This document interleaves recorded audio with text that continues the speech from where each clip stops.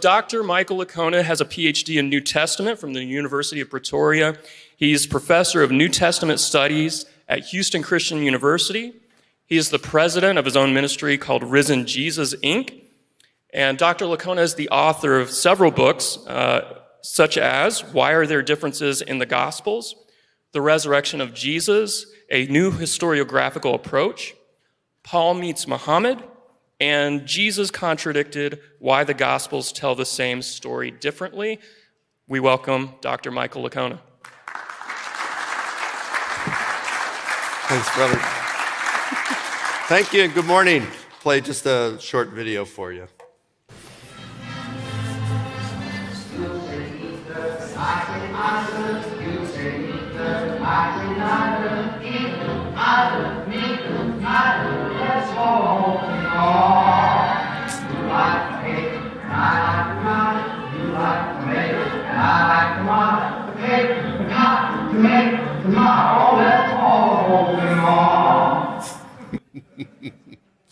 You know, gospel differences, you hear this, they contradict one another and we just can't believe anything. You've got Bart Ehrman saying that the gospels disagree on more things than which they agree on. You have him saying things, he gives this little shtick that he does in a lot of his lectures on the gospels. You know, let's just focus on the death and resurrection of Jesus. So was Jesus crucified after they ate the Passover meal, like you find in Matthew, Mark, and Luke, or was it before the Passover meal was eaten, like you find in John? Well, it depends which gospel you read. Did Jesus carry his cross all the way by himself, like the Gospel of John seems to narrate, or did Simon of Cyrene come in? Well, it depends which gospel you read. When Jesus was crucified between two thieves, did one thief curse him, and the other repent, or did both thieves curse him? Well, it depends which gospel you read. Did the temple veil split before Jesus died or after? It depends which gospel you read. What time was Jesus crucified? Was it at 9 a.m. like Mark says, or was it just afternoon like John says? Well, it depends which gospel you read. That's just the death. Then you come to the resurrection narratives. How many women went to the tomb on Sunday morning? Was it Mary Magdalene, like John says, or were there multiple women? And who were they, just like the other gospels? It depends which gospel you read. When they got to the tomb, was there one angel or were there two? It depends which gospel you read. Where did Jesus first meet his group of male disciples? Was it in Galilee or was it in Jerusalem? Depends which gospel you read. And how long was he with them? Was he with them all and then ascend to heaven on the same day as he rose? Or was he with them for a longer period of time? It depends which gospel you read. And by the time Ehrman has done all these things, the evangelicals sitting there in the pews are going, say it ain't so. These differences are real. How does that work with divine inspiration and the inerrancy of Scripture? Does that undermine the reliability of the Gospels? These are difficult questions, but they are worthy of intelligent responses. I was not satisfied with a lot of the different responses that I was hearing in these attempts to harmonize, and I thought there must be a better way. I engaged in 8 years of focused study on this, and it resulted in a book, Why Are There Differences in the Gospels, published by Oxford University Press. That came out in 2017. But that was an academic monograph, and then I was learning some new things after that, and people were saying, hey, this is really complex stuff. Can you put the cookies on the lower shelf, or can you put the hay where the sheep can eat? And so I worked for 3 more years, came up with some new stuff, and the new book was just published by Zondervan this past May, Jesus Contradicted, Why the Gospels Tell the Same Story Differently. So I'm going to give you kind of like a synopsis of some of what's in those books, and then I'll open up for some questions, okay? So hopefully we can whet your appetite to learn. Question for you.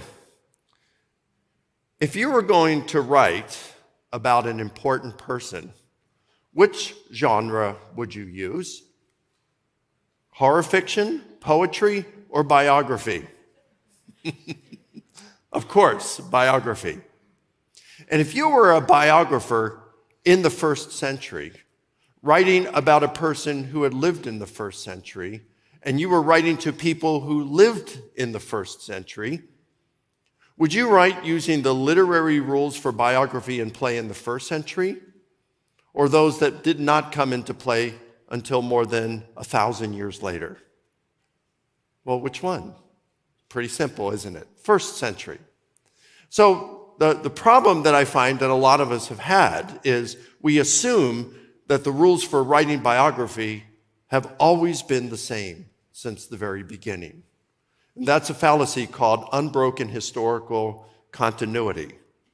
And so, all right, were the rules for writing biography in the first century different than they are for writing biography today? And if they are different, how do they differ? That's what I want to explore with you. The genre of the Gospels, it's the vast majority of scholars today, including evangelicals, would say that the Gospels are ancient biographies. They're ancient biographies. Of course, they're not modern biographies.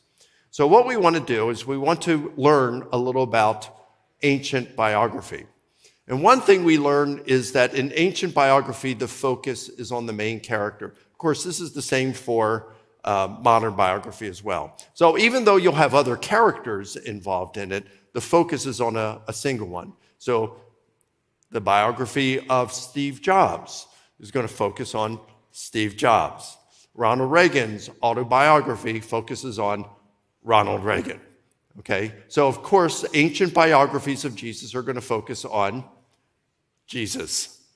Now, that's just the way it works. Now, ancient histories and modern histories, they're going to involve characters, but they're not focused on a single individual.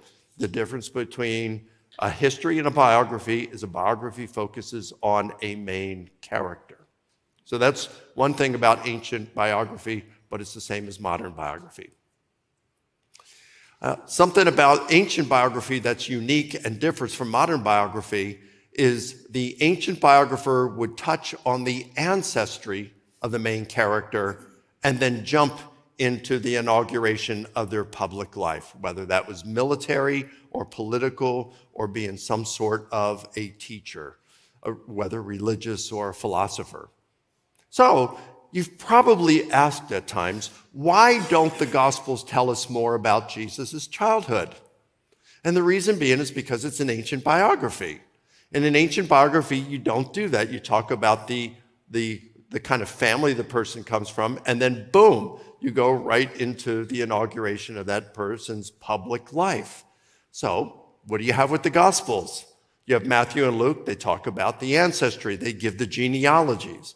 You have John's Gospel, talk about the Word became flesh, right? In the beginning was Jesus is the creator of the universe, and then he became flesh and dwelt among us. So it talks about the ancestry, the before, and then boom, right into the inauguration of their public life. Usually they're like with Jesus, his baptism, and then right there into what's happening with his ministry. The length of an ancient biography was typically 10,000 to 25,000 words. And the reason being is because 25,000 words was usually the max that you could fit on a single scroll.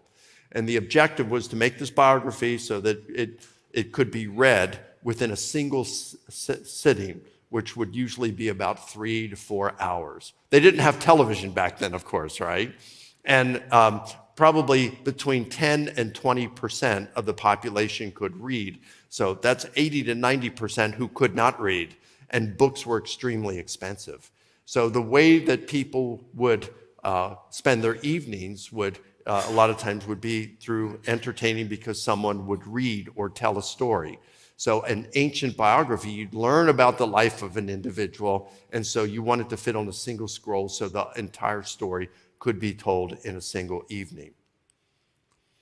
Now this one's very important here. It's different from ancient biography. It's different from modern biography. In ancient biography, the objective was to illuminate the main person's character through their words and deeds.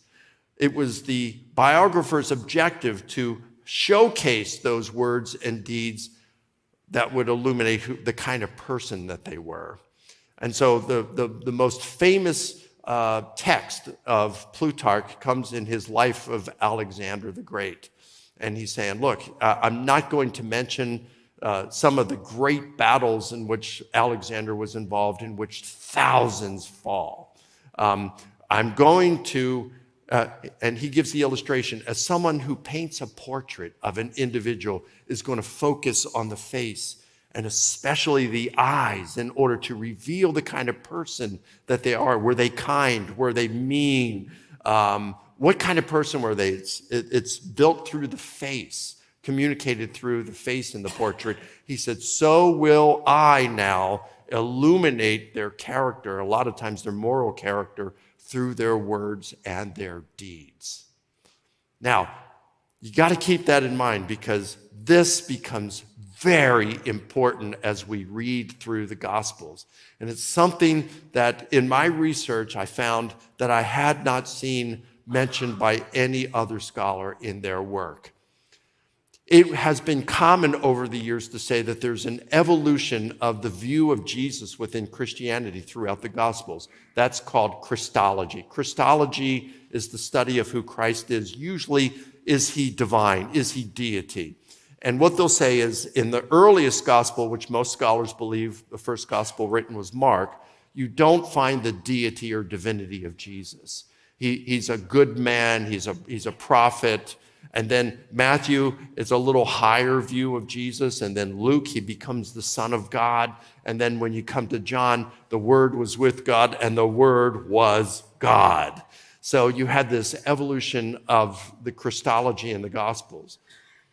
As a prominent Muslim scholar, Shabir Ali has said, it's the snowball effect as Jesus rolls from one gospel to the next. Well, then you come to Mark, the first gospel written. And keep in mind what ancient biography was about. It's to illuminate who this person is that's being focused, the main character. How does Mark start off when we look at the divinity of Mark? Mark chapter 1 starts off by saying, as Isaiah the prophet said, the voice of one crying in the wilderness, prepare the way of the Lord, make straight his paths. Now, if this is going to be a biography of Jesus, we would start from the very beginning to think that it's going to be Jesus preparing the way for God, right? The voice of one crying in the wilderness, prepare the way for the Lord, Jehovah, make straight his paths. But all of Gospel of Mark is about Jesus, and it starts off with John the Baptist preparing the way for Jesus. What is that from the very beginning of this ancient biography saying who Jesus is? He's God. Then you come to chapter 2. Jesus heals a paralytic and he forgives his sins. And the Jewish leaders say, that's blasphemy. Only God can forgive sins. Yep, you guys aren't as dumb as you look. Chapter 3. Jesus casts out demons, and the Jewish leaders say, let Satan casting out Satan. And what does Jesus say? He gives a little illustration. He says, look, if you want to go rob the house of a strong man, you have to bind that strong man first, and then you can plunder his house of goods, all his possessions. What Jesus is saying is with his exorcisms, he has bound the strong man who is Satan and is now plundering Satan's kingdom of souls.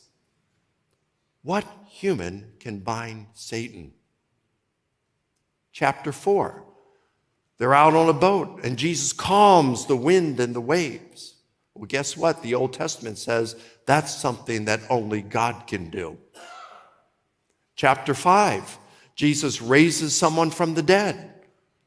Well, that's something the Old Testament says that God does. Chapter 6, Jesus walks on water, something the Old Testament says only God can do. And on and on and on throughout the gospel. Then it starts to go with what Jesus says. So, for example, in Mark chapter 9, he has just come down from his transfiguration, and there is a boy there who is throwing himself into the fire and trying to drown himself. And the man asks his disciples to cast the demon out, and they are unable to. And Jesus speaks the word, and the demon comes out. Later on, his disciples say, why weren't we able to cast out this demon? And what does Jesus say? This kind only comes out by prayer. I can see at that point Andrew turning to Peter and saying, hey, Pete, he didn't pray. And then you come to Mark chapter 12. And here Jesus says that he's David's son and Lord, which talks about not only being greater than David, but also pre-existing to him. And then you have Mark chapters 12 and 13, where Jesus speaks of himself being the Son of Man who will come on the clouds and sit on a glorious throne, has a special relationship with God as his son above all others. In chapters 12, 13, and 14, he's the apocalyptic Son of Man who will come to judge the world, and referring to the Son of Man in Daniel chapter 7, who will ride the clouds and will be a co-occupant of God's throne. Wow, that's huge. And so you see all this stuff. And in fact, at some point in chapter 14, you have the high priest ask Jesus, are you the Messiah, the Son of God? And he says, yep, I am. And you will see the Son of Man seated at the right hand of power and coming on the clouds of heaven. What does the high priest do? He tears his clothes and says, that's blasphemy. Because here Jesus is basically saying, you think that you are judging me. But let me tell you, you know that apocalyptic Son of Man in Daniel 7? Well, that's me. And I'm going to come and judge you, and God is going to make you a footstool for my feet. Wow. He's like saying, look, if God has a sort of divine DNA, I share that DNA. That's why they thought it was blasphemy. So you look at this and it's like, whoa, even in the earliest gospel, Mark, he is fully divine. The Christology in Mark is every bit as high as you find it in John. You see this clearly when we read the Gospels as ancient biography. So what else can we learn from ancient biography? Ancient biographers took liberties. They would be willing to bend the details. They are not trying to report things exactly like with the precision of a transcript of a legal deposition. Of course, modern biography doesn't do that either, okay? But they would take some liberties that we would not do today. They'd go a little bit further. Now, the way I like to describe this, okay? How many of you in here are married? Oh, most of you. Well, you know exactly what I mean then when I say there's the guy version of the story and there's the girl version, right? Now, let's face it. There is a difference. Now, I'm stereotyping, of course, but it's a pretty accurate stereotype, all right? But there are many exceptions. For the most part, women like details. They like lots of details. They will tell you what happened, where it happened, when it happened, why it happened, how it happened, who was there, what they were doing, what they were wearing, what they were saying, what they were thinking, and how they were feeling.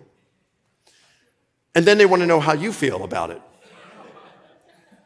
Us guys are different, right, Eric? We like bullet points. Get to the bottom line. The game's coming on in 5 minutes, right? How many of us have been on a phone call and we're talking to a friend, telling them about what happened, and our wives are in the background and saying, you know, it didn't happen that way. It happened this way, and the guy said this, and he did this, and it didn't happen here. This happened later on, and it was in a different place. And you're thinking, oh, come on now. I'm not trying to deceive him.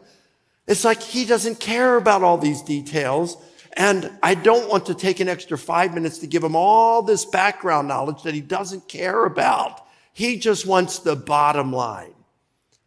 It's like, guys, we want the important points, but women want to know everything.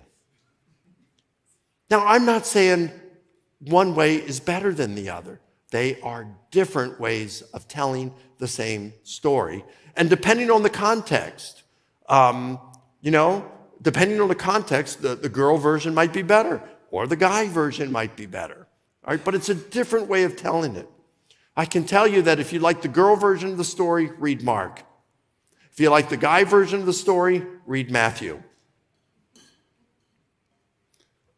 Now, in looking at these, we come to antiquity, and there were what we would call as compositional devices.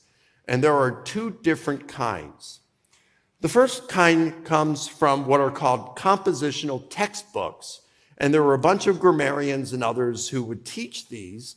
And compositional textbooks were exposed to children in their mid-teens. So they already knew how to write. Now they're learning how to write well. And the earliest one we have is written by a guy named Theon, and he wrote in Greek in the 1st century. There was another one who wrote at the end of the 1st century in Latin. His name was Quintilian. Theon talks about how these compositional textbooks existed before he wrote, and he's going to add some exercises to what they had. So these compositional textbooks were around long before the 1st century. It's just the earliest extant one we have comes from Theon in the 1st century.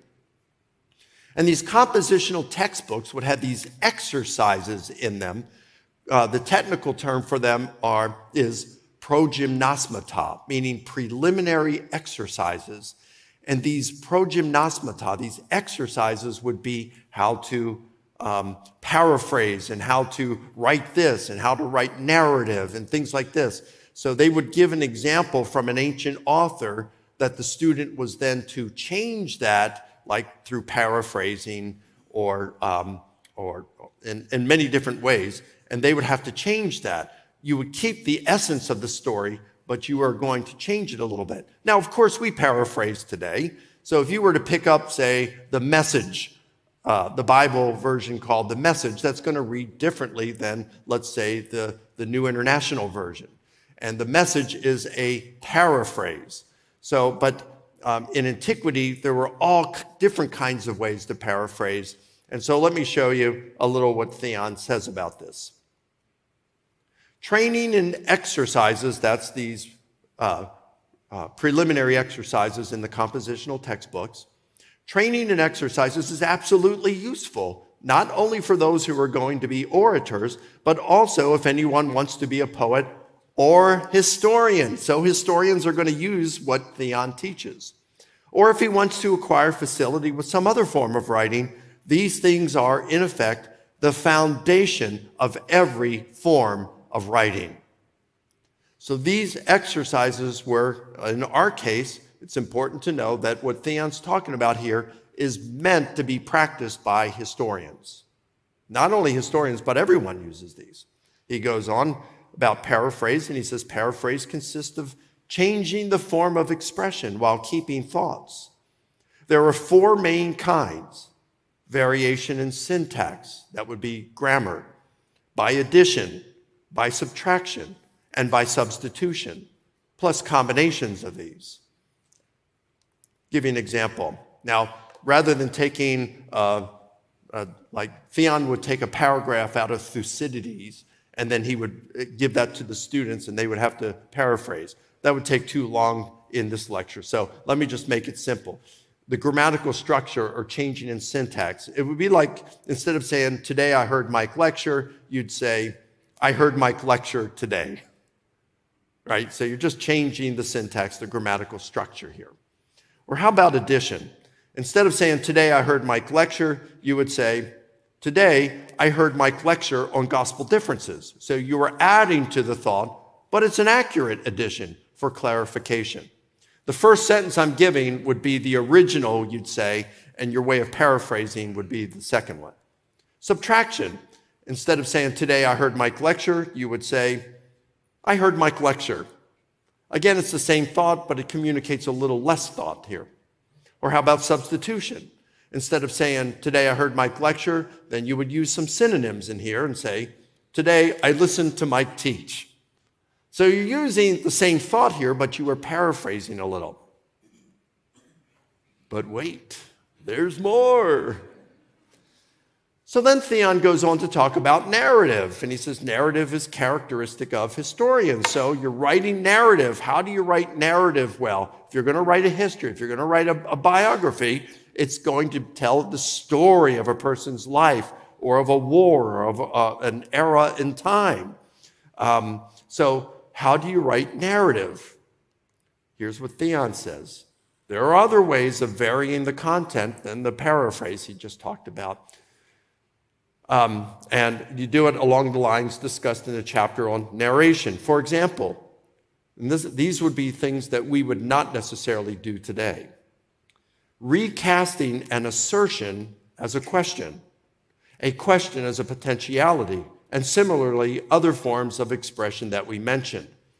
Or he says this, since we are accustomed to setting out the facts, this is the way you write and report the facts. This is how we're accustomed to doing it, sometimes as making a straightforward statement, and sometimes as doing something more than making a factual statement, and sometimes in the form of questions, and sometimes as things we seek to learn about, and sometimes as things about which we are in doubt, and sometimes as making a command, sometimes expressing a wish, and sometimes swearing to something, sometimes addressing the participants, sometimes advancing suppositions, sometimes using dialogue. It is possible to produce varied narrations in all these ways. In other words, it's possible to lay out the facts in the same facts, but to state them in different ways, in various ways. And he just mentions them. And then he goes on. If we wish to use a dialogue form, we shall suppose some people talking with each other about what has been done, and one teaching, the other learning about the occurrences. There is nothing to prevent what is imagined from being expressed equally well in all these ways. There is evidence of this in paraphrase by a poet of his own thoughts elsewhere, or paraphrased by another poet, and in the orators and historians. And in brief, all ancient writers seem to have used paraphrase in the best possible way, rephrasing not only their own writings, but also those of each other. So what I'm wanting to point out to you right here, what I want you to see is paraphrasing and what they would do to vary narrations it went beyond what we would do today. And everyone did it. Everyone did it. All historians did it, poets did it, orators did it. They did not have the same commitment to writing with precise accuracy as we have today. You say, well, does that undermine the reliability of a text? Because, these are the kinds of questions we would ask, right? And the way I would answer that is this. Context determines the standard for reliability. My parents, back in 1979, it was my freshman year in college, and for that Christmas, they gave me a Seiko watch. I still wear it often. It keeps decent time. It's not perfect. It's a self-winding, one of those self-winding watches. It's off a few seconds a day. But is it reliable? It depends on the context. So if I'm using that watch to let me know, I keep track of the time, okay, I need to leave for the airport now to make my flight, or I need to leave now to make my lunch appointment, that watch is perfectly reliable. But if Elon Musk hired me for SpaceX and told me you need to press the launch button at a particular time, not a second before or after, well, then that Seiko watch would be utterly unreliable. Context determines the standard for reliability. So when we're talking about ancient biography, reliability is not the standard in terms of precise accuracy like we would expect in the transcript of a legal deposition. But if we are expecting and wanting it to give us an essentially faithful representation of what occurred, well then yes, the Gospels are historically reliable. So it's important for us to have reasonable expectations. Let me give you some examples of what these latter ones I just mentioned look like. So instead of asking or saying, today I heard Mike lecture, you could change the statement to a question and make it read, did you know that I heard Mike lecture today? Or how about this, creating a dialogue. Instead of saying, today I heard Mike lecture, what did you do today? I heard Mike lecture. How was it? Great, I learned some of the reasons why the Gospels often differ from one another. Now that dialogue would never have taken place, but you create the dialogue as a means of paraphrasing. So does this stuff occur in the Gospels? We know it would have occurred in other ancient biographies because Theon says that all ancient writers use this. But what about the Gospels? Well, let's look at some examples. I could give you so many, but I have a few here. The story of Jesus healing the withered hand of a man while in the synagogue. So this story appears in Matthew, Mark, and Luke. And in all three Gospels, the story comes immediately after the story of Jesus and his disciples picking grain on the Sabbath. So you can't say that the differences here are because these are two different events. Now, when we read this story in Luke and in Mark, and I'm going to read you from Luke here, but Mark says basically the same thing, almost the same thing. On another Sabbath, he entered the synagogue and was teaching, and a man was there whose right hand was withered. And the scribes and the Pharisees watched him to see whether he would heal on the Sabbath so that they might find a reason to accuse him. But he knew their thoughts. And he said to the man with the withered hand, "Come and stand here." And he rose and stood there. And Jesus said to them, "I ask you, is it lawful on the Sabbath to do good or to do harm, to save life or to destroy it?" Notice, they're not asking him a question they didn't need to. He knew their thoughts, and he's asking them, is it lawful to heal on the Sabbath? And after looking around at them all, he said to the man, "Stretch out your hand." And he did so, and his hand was restored. But they were filled with fury and discussed with one another what they might do to Jesus. We come now to Matthew, and we're going to see what Matthew does with this. He went on from there and entered their synagogue, and a man was there with a withered hand. And they, the Jewish leaders, asked him, "Is it lawful to heal on the Sabbath?" Now remember, in Luke and in Mark, he knew their thoughts, and he asked them, is it lawful? In Matthew's changing this now into a dialogue. So now the Jewish leaders ask him, is it lawful to heal on the Sabbath, so that they might accuse him? And then he answers, he says to them, "Which one of you has a sheep? If it falls into a pit on the Sabbath, will not take hold of it and lift it out?" Etc. So we can see that what you have here, Matthew creates a short dialogue out of this. It still gives us an essentially faithful representation of what occurred. Now, that was compositional devices in the compositional textbooks. I want to talk to you about another way that these compositional devices show up. And they show up in the writings of all these other ancient authors, but I want to focus on one. His name is Plutarch. And Plutarch is regarded as the greatest ancient biographer. He wrote more than 60 biographies, of which 48 have survived. And a lot of what we know from the ancient world comes from Plutarch. Plutarch was born around the year 40. He dies shortly after the year 120. And he's writing his biographies somewhere starting around the year 96, just on the heels of John's gospel. And he's writing in the same language, Greek. And he's writing his biographies all the way up until shortly after the year 120. And what's really neat about Plutarch is, as I was reading through these 48, as I get to the end, it dawns on me, a lot of these people he mentions knew one another, and they participated in the same events. So Plutarch writes about the life of Julius Caesar, the life of Marcus Antony, the life of Brutus, the life of Cicero. And guess what? All four of them mentioned the assassination of Julius Caesar. So isn't it interesting what he can do? We can examine how the same author, using the same sources and often writing at the same time, reports the same story. Does he copy and paste? Well, guess what? He never copies and pastes. Plutarch, we can see at work him using these means of paraphrase and narration that we read about in Theon. He's using them. We can see it when we compare how he tells the same story. And that's not just in those four. I found 36 stories within those 9 biographies that Plutarch tells in 2 or more of those biographies. And of those 36 stories, there are differences in 30 of them. And as you look at those, you start to find patterns of what he's doing. Now, let me show you a couple of things that we find in these patterns. The most common way I found that Plutarch varies the story is what we might call literary spotlighting. Now, we've all been to a theatrical performance where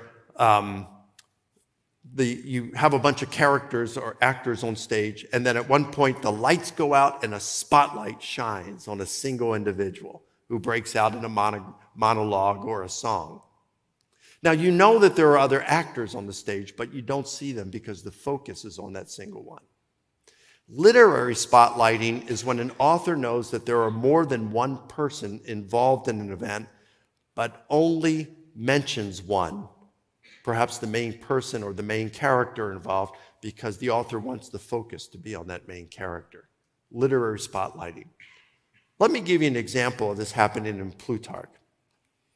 Now, it's the year 63 BC, which, by the way, that's the same year that the Roman general Pompey took over Jerusalem. Jerusalem had been, and Israel had been independent of the Roman Empire. And then what you had heard, even before that, when we go into the 2nd century BC, the Jews were captives and had been taken over by the Seleucid Empire, Antiochus, I believe, the fourth. And he was a brutal, brutal tyrant.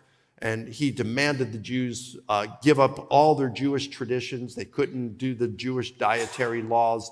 And then you had this rebellion of the Maccabean brothers, and they ended up defeating the Seleucid Empire and gained their freedom. And that's what Hanukkah is all about.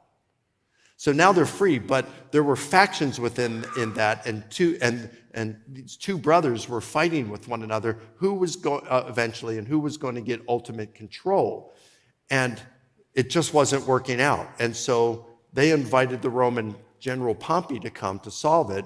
And Pompey ends up saying, well, I'm just going to take over. So he does, and now Jerusalem falls under Roman rule. Okay, so that's the same year that this story I'm going to tell you occurred. There was a Roman senator named Lucius Sergius Catilina, or they call him Catiline for short in English. And he wanted to take over as Rome's leader. Now, in that point, it's the Roman Republic. And empire didn't happen until Julius Caesar and then Augustus later on. But you had the Roman Republic, and as here in the U.S., we have a leader called the president, and then you have a Senate and Congress. Well, back in the Roman Republic, you had a Senate, and then you had two leaders called consuls, and they would serve simultaneously, and they would serve for 1 year. So they had a new election every year. Well, Catiline wanted to be a consul, and he ran and lost, okay? He lost to Cicero. And so a lot of people know of Cicero as being a great statesman, but they don't know that he was the leading man in Rome for a while. So Cicero was the consul in 63 BC. Well, then the elections came up again, and Catiline ran for consul again, and he lost a second time. So now, rather than just take the L, you have Catiline. He gets some others who hated Rome, and he says, what we're going to do is we are going to burn the city, we're going to kill all the senators, and then Catiline is going to take over as the lead person. Well, this gets found out, and someone hands some letters at night to a guy named Crassus. Crassus is the Roman general who defeated Spartacus in his army. This all just weaves in and out of all this great history. And so Crassus takes two other guys to Cicero's house at night and wakes up Cicero. And so in the life of Cicero, Plutarch's life of Cicero, they wake up Cicero and they give him these letters informing him of this conspiracy to overthrow the Roman government. Okay, so you have these three guys that go. But when we read the same story in the life of Crassus by Plutarch Plutarch only mentions Crassus going by night and waking up Cicero. Plutarch knows that there were two other men that accompanied him, but in his life of Crassus, they called them lives then, not biographies. In his life of Crassus, he only mentions Crassus because that's his main character. That's where his focus lay. All right, so what ends up happening then is the next morning, Cicero gets up and he calls an emergency meeting of the Senate. So the Senate gathers together and Cicero says, what should we do at this point? Well, Julius Caesar gets up. He's just a senator at this point. He's not a very powerful man. And he gets up and he says, let's arrest these conspirators. Let's arrest Catiline and some of the conspirators. And we will put them in prison and hold them there until we're able to crush this. And the senators are saying, yep, that sounds good. But then you have Cato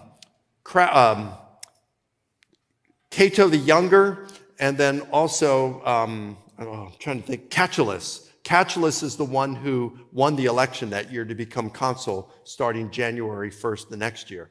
So Cato the Younger and Catullus get up and they say, no, we don't need to just arrest these conspirators now and just hold them and wait until after we crush the rebellion before we put them on trial. We need to try these conspirators that we have now and execute them now so that it will instill fear in the others so that we don't have an uprising in Rome. And Cicero says, I'm kind of thinking that's the way we should go, fellas.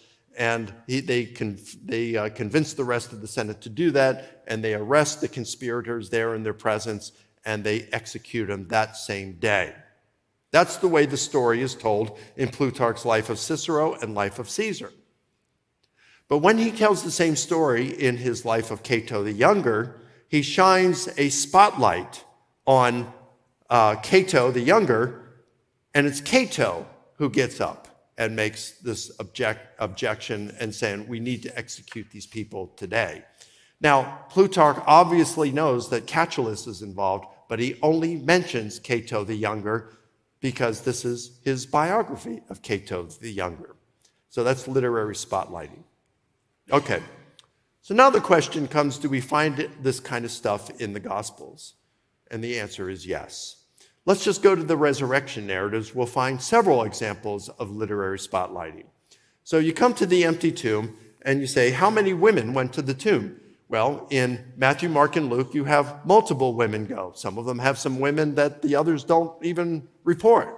Doesn't mean that they weren't there. It just means they're just not mentioning them all. But in John's gospel, it says in John chapter 20, verse 1, early in the morning while it was still dark, Mary Magdalene got up and went to the tomb and found it empty. Well, was it multiple women or was it just Mary Magdalene? It depends which gospel you read. Wait a minute, Bart. That's not exactly what John says. Read the next verse, Bart. So Mary left, ran back, found Peter and the beloved disciple, and what does she say? They have taken the Lord, and we don't know where they've laid him. Who's we? Now, what happens then? The women run to the tomb. How many angels did they see? Matthew and Mark says one angel. Luke and John say two angels. Which, was it one or two? It depends which gospel you read. Wait, Bart. Literary spotlighting. They've already done it. So would it be so strange if they do it again? And Matthew and Mark are shining their literary spotlight on the angel who's announcing the resurrection of Jesus? Oh, and then what happens? Who ran to the tomb? In John's gospel, it says Peter and the beloved disciple got up and ran to the tomb, whereas in Luke's gospel, it says that Peter got up and ran to the tomb. Well, which is it? Was it just Peter, or was it Peter and the beloved disciple? It depends which gospel you read. Wait a minute, Bart. 12 verses later in Luke's gospel, Jesus is talking to the Emmaus disciples.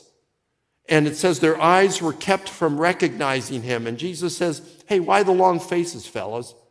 And he said, are you the only one in Jerusalem that doesn't know what's happened here? And Jesus is playing with him. I love it. He says, no, what? You know, there's some funny things in the New Testament like this. It's like in Pentecost. At Pentecost, what happens? You got Peter got up, they'd been speaking in tongues. And he says, you guys think we're filled with new wine. He says, no, it's too early in the day. He really says that. I mean, there's two different ways to look at that, right? It's like, well, wait a few hours, happy hour, you know. But here Jesus is saying, no, what's happening? Well, there's this Jesus. We thought he was the Messiah prophet, but this a couple days ago, they crucified him. But our women folk went to the tomb this morning and saw angels that said that he'd been raised from the dead. And then some of our own, plural, some of our own got up and went to the tomb and found it as the women said. Well, wait a minute, Luke. Just 12 verses earlier, you said just Peter. No, I didn't say just Peter. I shined my literary spotlight on him. Obviously, I know there's more than one that Peter that went to the tomb, because I said some of our own went to the tomb. Well, Luke, we don't do that today. Well, yes, you do. You do it all the time today.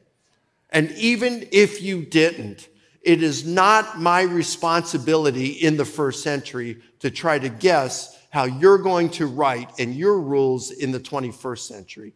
It's your responsibility to learn how we wrote in the first century. Because I'm telling you, Matthew, Mark, John, and me did not sit on a committee dedicated for the misleading of future historians. We were writing, Luke would say we were writing according to the literary conventions in play in the first century. All right, that's literary spotlighting. Let's look at a couple more. Transferal. Transferal is when you transfer the action that someone is producing or the one who receives the action to a different person. Now, this often happens today in movies where they conflate two individuals into one in order so that you don't need as many characters planned. But let me just give you a couple examples. Now, the famous Roman general Pompey, he defended his friend Plancus. Now, 5 minutes? Wow, I thought we had until a little after 10, you said. Oh, okay. Okay. So Pompey when he was consul, he made up a law that said when you have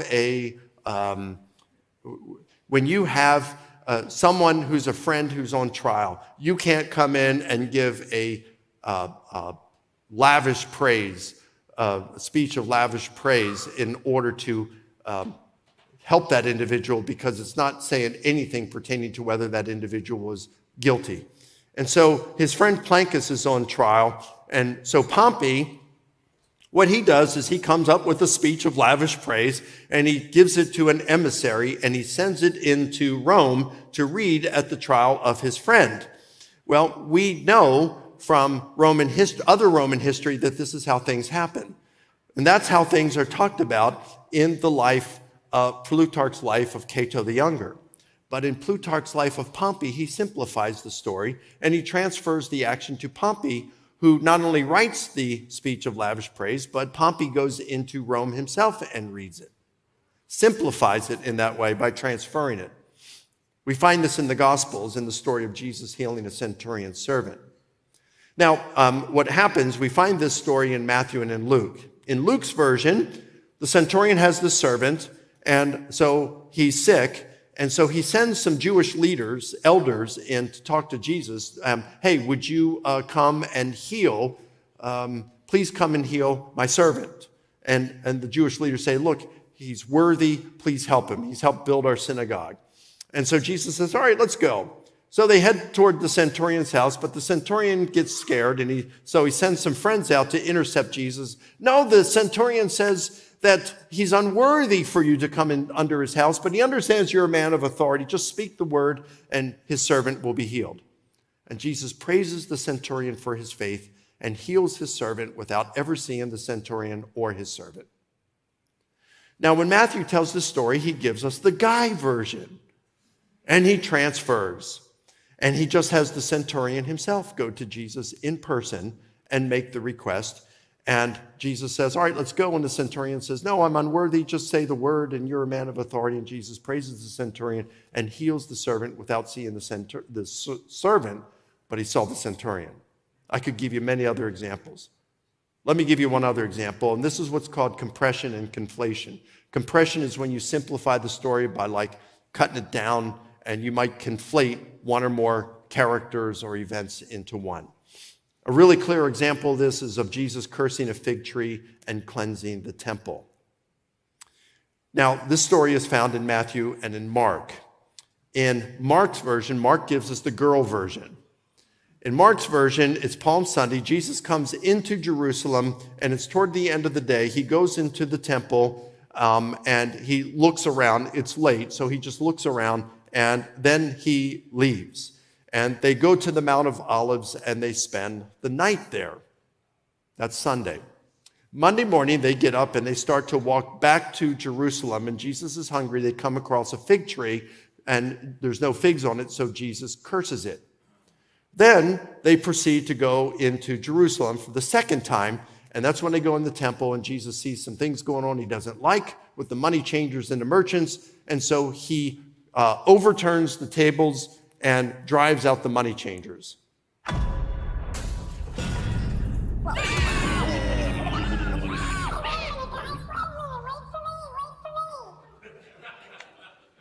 So that's Monday. After that, Jesus and his disciples leave the temple complex and they go back to the Mount of Olives where they spend the night once again in Bethany.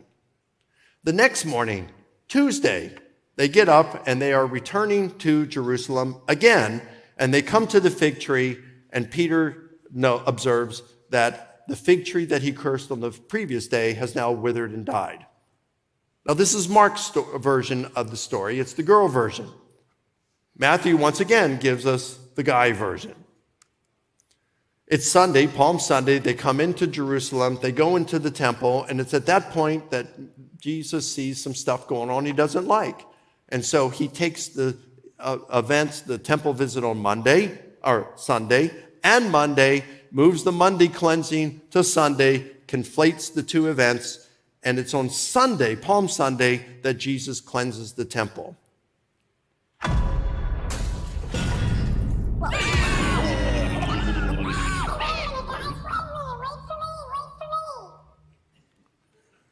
After that, they leave the temple, and again, this is just Sunday still. It's not Monday. They leave the temple, they go back to the Mount of Olives, they spend the night there. Monday morning, they get up. Now they're returning to Jerusalem. They come to the fig tree, just like they did in Mark's gospel. Jesus sees no fruit on it, so he curses it. But now he moves the observation that it's dried up on Tuesday, moves it to Monday, conflates the two events, and Matthew says he curses it, and immediately it withered and died. Conflation, compression.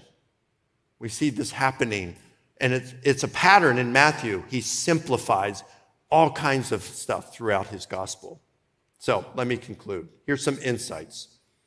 We saw that ancient authors were taught to vary the details. We saw the gospel authors followed this practice. We see that the changes occurred in the minor details. But one thing that we can notice through this, you'd say, well, how does this work with divine inspiration?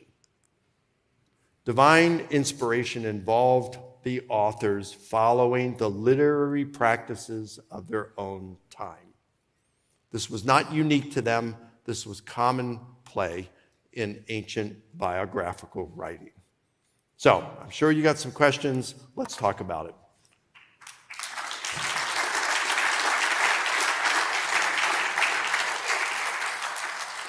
So it looks like if you have questions, come on up to these mics. Test. So there's a little pushback here. Okay. Considering, yeah, feel free. I'm an adult. I don't mind pushback. All right. Until I push you down the stairs, right? No.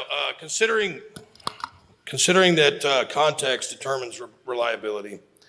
If my eternal soul is dependent upon Jesus, then shouldn't I expect the utmost precision when concerning reliability. You make the watch versus the SpaceX analogy, but isn't my eternal life worth more than even a spaceship? And so shouldn't I expect the utmost precision?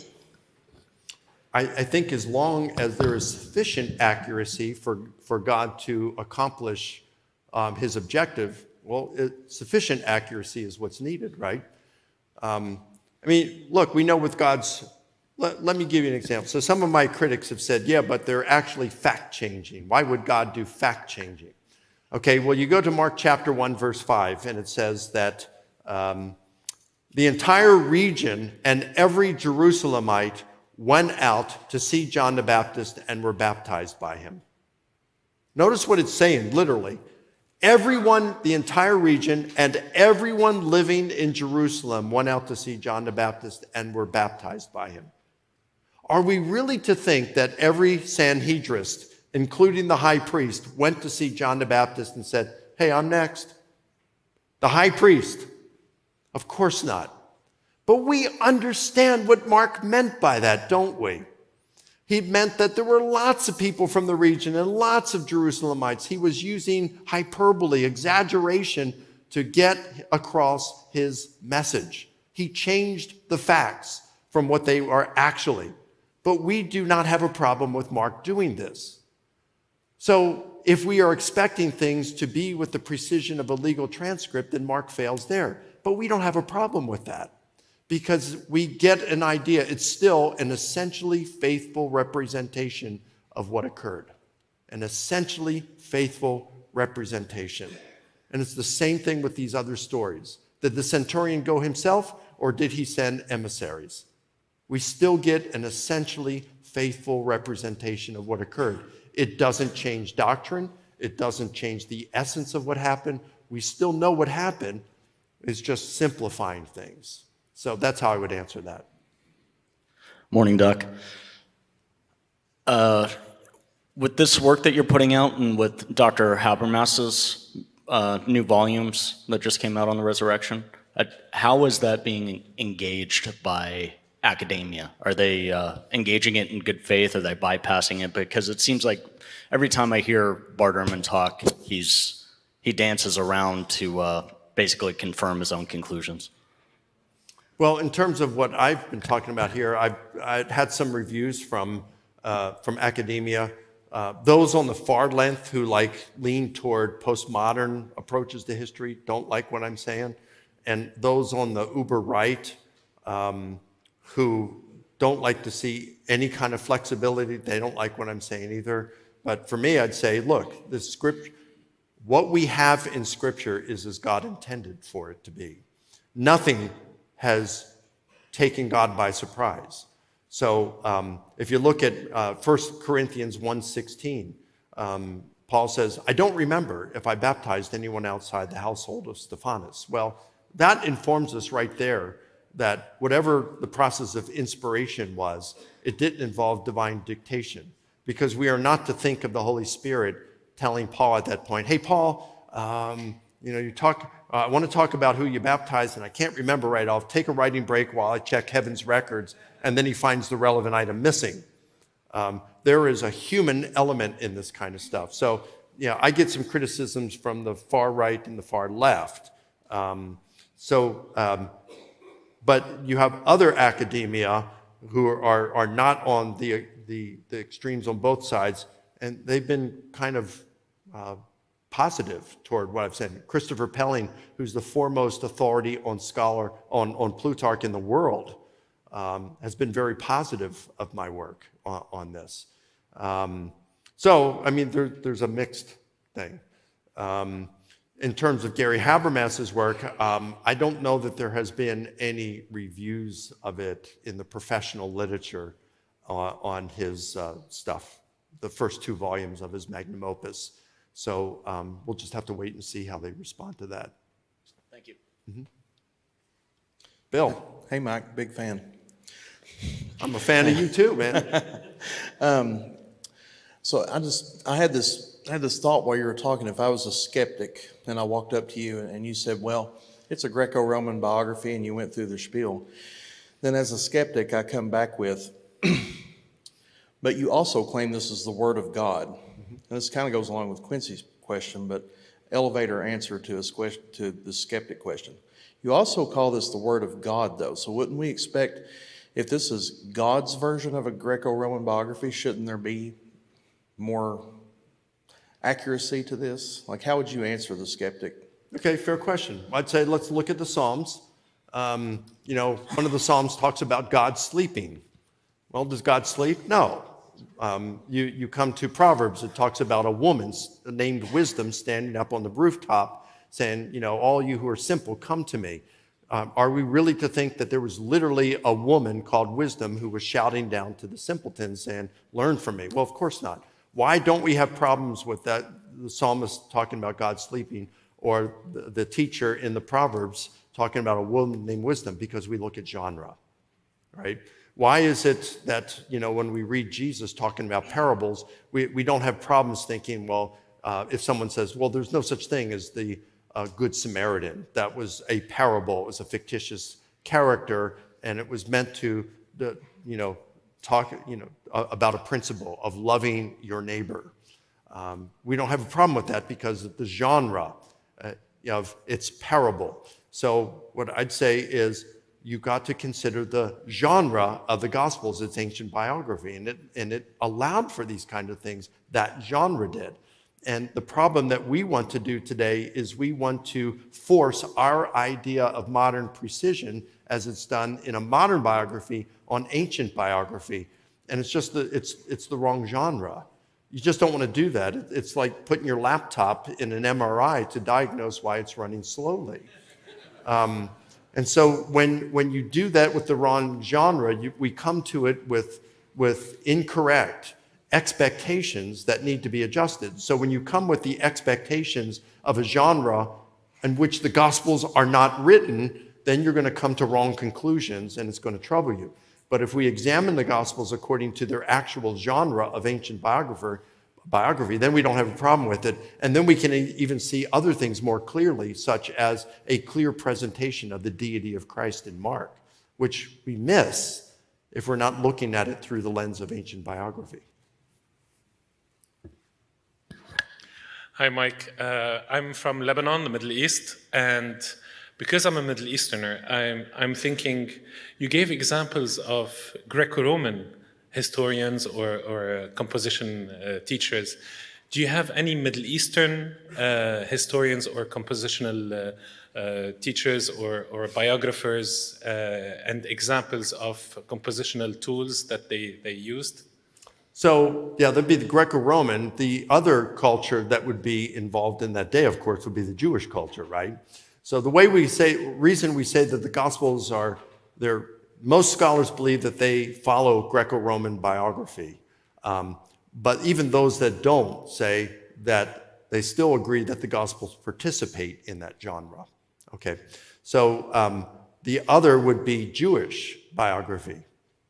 Unfortunately, we only have 4 biographies from that time. 3 of them written by Philo, who lived in the early part of the 1st century. You have his life of Moses, life of Abraham, and life of Joseph. And then you have Josephus's autobiography, which he wrote in the latter half of the 1st century. So you have 2 Jews writing 4 biographies.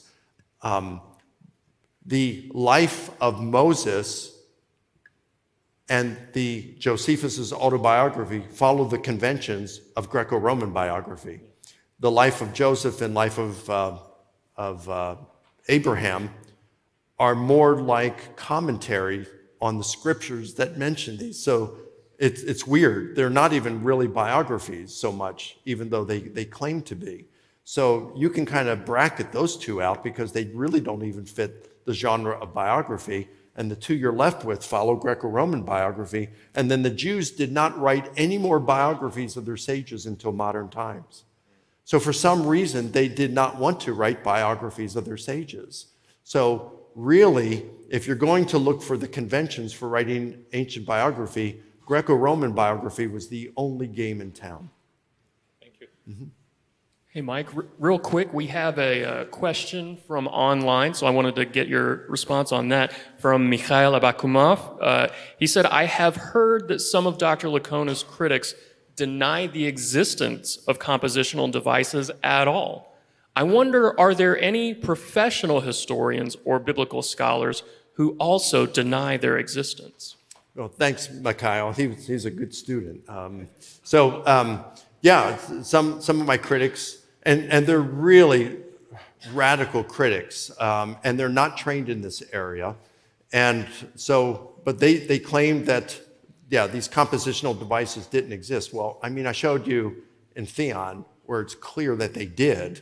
And Theon says this applies to history, to historians. And he says they use this in every form of writing. And they're paraphrasing not only their own writings, but also the writings of others. So we would expect Matthew and Luke to paraphrase Mark, and we see them doing this kind of stuff right before our eyes. In terms of others, no, I don't know of any professional historians today, at least anyone that has, that are writing on this stuff, who would deny that these things exist in antiquity. You've got your leading proponents out there like Christopher Pelling. I mean, one of my critics has said, again, Christopher Pelling has spent his entire career looking at Plutarch. He's the foremost authority in the world. He retired from Oxford. And this critic of mine says that Pelling doesn't know what he's talking about. I mean, that's just a hubris that this critic should be embarrassed for having. Yeah, that's all I would say with that. So thanks for asking that question, Mikhail. Great presentation, thank you. Thank you. A quick warning, as a professor, I think you communicate a little too clearly to be considered a real scholar.